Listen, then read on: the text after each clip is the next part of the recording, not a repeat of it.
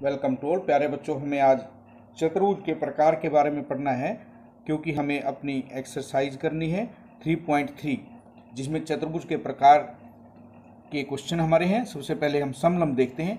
ऐसा चतुर्भुज जिसमें भुजाओं का एक युग्म समांतर होता है। यहाँ पर हम देख सकते हैं कि ये जो भुजाओं का युग्म है ऊपर नीचे का, ये समांतर है और ये असमांतर भुजाएं हैं। दो युग्म हमारे पास चतुर्भुज में होते हैं। एक युग्म समांतर होना चाहिए सम्मुख भुजाओं का, और एक जो है वो असमांतर।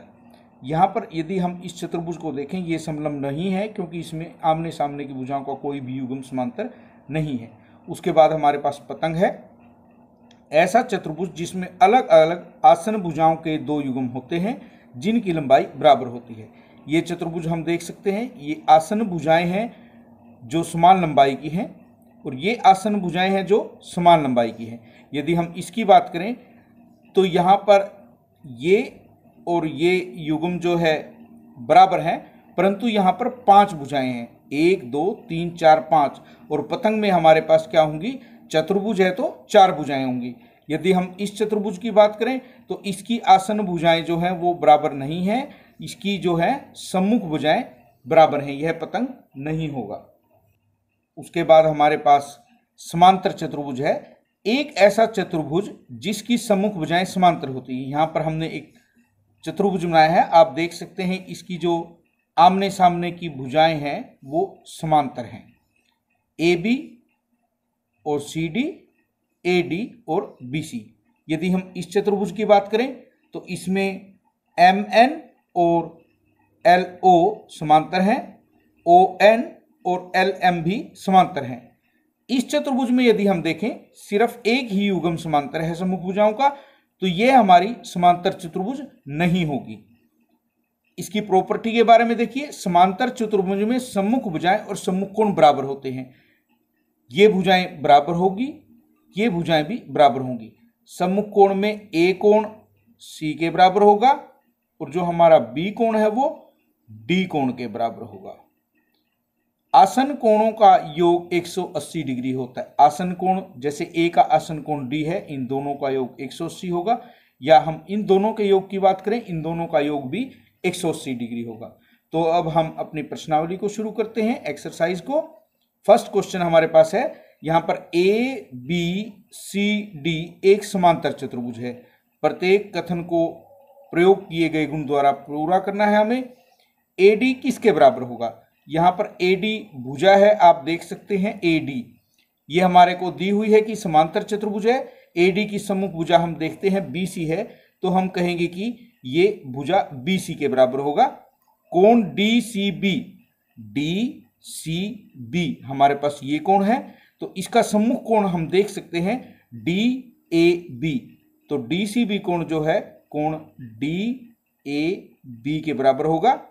OC यहाँ पर हमारा जो प्रतिच्छेद बिंदु है O है, OC यहाँ पर है, तो ये OA के बराबर होगा। क्योंकि आप एक गुण और अवश्य नोट करें कि समांतर चतुर्भुज के जो विकर्ण हैं एक दूसरे को परस्पर समद्विभाजित करते हैं। ये हमारा प्रतिच्छेद बिंदु है, इस विकर्ण के ये दो भाग जो बने हैं बराबर हैं, और इस विकर्ण के जो यहाँ पर दो भाग बने हैं वो भी बराबर हैं, तो OC बराबर होगा OA। कोण DAB, DAB कोण CDA, CDA। अब ये कोण हमें दिया है और ये कोण दिया है, और इनके बीच में है योग का निशान। अभी हमने जैसा कि पढ़ा, ये दोनों आसन कोण हैं। आसन कोणों का योग जो है हमारा समांतर चतुर्भुज में 180 डिग्री होता है। क्वेश्चन नंबर सेकंड का फर्स्ट पार्ट हमारे पास है। एक समांतर चतुर्भुज हमें दी हुई है, एक कोण उसमें दिया है, हमें x, y, z की वैल्यू बतानी है। सबसे पहले हम देखते हैं कि हमारा B कोण जो है वो 100 डिग्री दिया हुआ है, और B कोण का सम्मुख जो है y है, तो कोण y किसके बराबर होगा? B के। ये समांतर चतुर्भुज का सम्मुख कोण है, तो हम कह सकते हैं y भी हमारा क्या होगा? 100 डिग्री का। आप यहां लिख सकते हैं समांतर चतुर्भुज के सम्मुख कोण। हम इनके कारण भी साथ में लिख दें तो ज़्यादा बढ़िया है। उसके बाद x और z हमें ज्ञात करना है। अब हम देखते हैं ये दोनों आसन कोण हैं, x जमा 180 डिग्री होगा, क्योंकि कोण B और कोण C हमारे आसन कोण हैं। x की वैल्यू हमें निकालनी है तो वो हमारे पास क्या आएगी, 80 डिग्री आएगी। x और z सम्मुख कोण है, z हमारा x के बराबर होगा, x हमारा 80 डिग्री था तो z भी हमारा क्या होगा, 80 डिग्री का होगा। अब हमारे पास सेकंड पार्ट है, x y z हमें ज्ञात करना है। हमारे पास यहाँ कोण 50 डिग्री दिया हुआ है।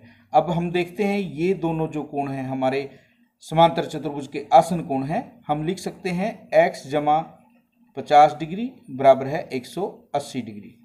x की वैल्यू हमें बतानी है, 180 डिग्री माइनस में 50 डिग्री, ये होगा 130 डिग्री का। x और y दोनों ही सम्मुख कोण है, y हमारा x के बराबर है और x हमारा 130 डिग्री था तो y भी हमारा 130 डिग्री होगा। हमें दिया हुआ है ये दोनों ही भुजाएं हमारी समांतर हैं और ये एक तिर्यक रेखा है, x और z हमारे बराबर होंगे क्योंकि ये हमारे कैसे कोण हैं, संगत कोण हैं। x हमारे पास 130 डिग्री था तो z भी हमारे पास क्या होगा, 130 डिग्री का होगा। नेक्स्ट पार्ट हमारे पास है, यहाँ पर हमारे पास x, y, z जो हमें ज्ञात करना है। सबसे पहले इस त्रिभुज को देखिए, यहाँ पर हमारे पास 90 डिग्री दिया हुआ है और ये दोनों ही हमारे शीर्षाभिमुख कोण हैं। x हमारा क्या होगा, 90 डिग्री होगा, ये आपका 90 डिग्री का निशान होता है। त्रिभुज में यदि हम तीनों कोणों की बात करें, तीनों कोणों का योग 180 डिग्री होता है। x का हमें पता लग गया है कि वो 90 डिग्री है, तो x जमा 30 डिग्री जमा y, तीनों कोणों का योग 180 डिग्री है, x की जगह 90 लिखेंगे और उसके बाद हम देखेंगे कि y और ये है 120 बराबर है 180 डिग्री। y हमारा होगा 180 डिग्री माइनस 120 डिग्री, ये हमारा हुआ 60 डिग्री का। z की यदि हम बात करें, आप देखेंगे कि ये दोनों ही समांतर हैं, ये रेखा उन्हें काटती है। y और z दोनों ही बराबर हैं, y हमारा 60 डिग्री है तो z भी हमारा 60 डिग्री हुआ। ये हमारे एकांतर कोण हैं। उसके बाद फोर्थ पार्ट हमारे पास है, a b c d हमारे पास एक समांतर चतुर्भुज है। भुजा CD को आगे की तरफ बढ़ाया गया है जिससे हमारा कोण z बना है। हमें दिया गया है C कोण 80 डिग्री है, x, y और z हमें ज्ञात करना है। सबसे पहले हम देखते हैं ये दोनों हमारे आसन कोण हैं, या आप कहें कि ये दोनों हमारे सम्मुख कोण हैं। तो y हमारा क्या होगा, 80 डिग्री। आप कहेंगे कि ये समांतर चतुर्भुज के सम्मुख कोण हैं। तो हमारा जो y का पता लगने के बाद हम कहेंगे x और y का योग जो है 180 डिग्री है, ये आसन कोणों का योग है।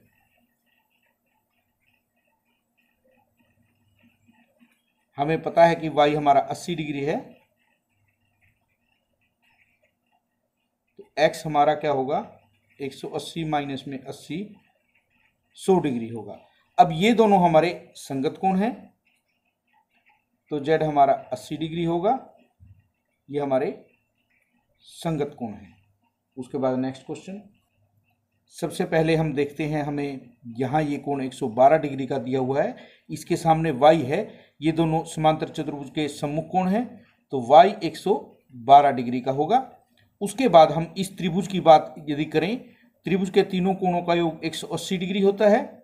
x जमा y जमा 40 डिग्री बराबर 180 डिग्री। y हमारा 112 डिग्री है,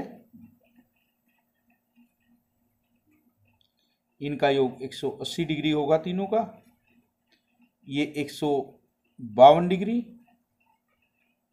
x की वैल्यू 180 माइनस 152 डिग्री, 28 डिग्री। अब हम देखते हैं ये ही दोनों हमारी जो भुजाएं हैं वो समांतर हैं, ये इन्हें काटती है। x और z एकांतर कोण है। तो एकांतर कोण जो है हमारे बराबर होते हैं, जेड भी हमारे पास 28 डिग्री का होगा। इस प्रकार हमने एक्स, वाई और जेड की वैल्यू को ज्ञात किया। आज के लिए इतना ही।